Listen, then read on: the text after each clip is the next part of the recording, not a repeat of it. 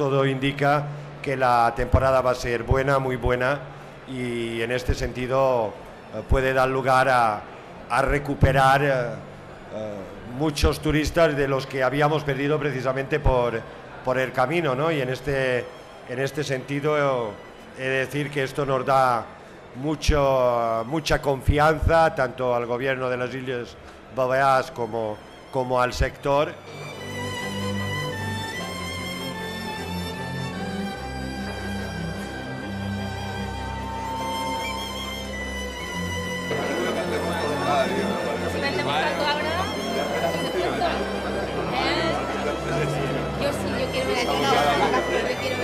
Lo más importante en estos momentos es que todos ejerzamos el máximo de responsabilidad. La próxima temporada es muy buena, pero a la vez es clave para los próximos años, ¿no? Pero las previsiones de contratación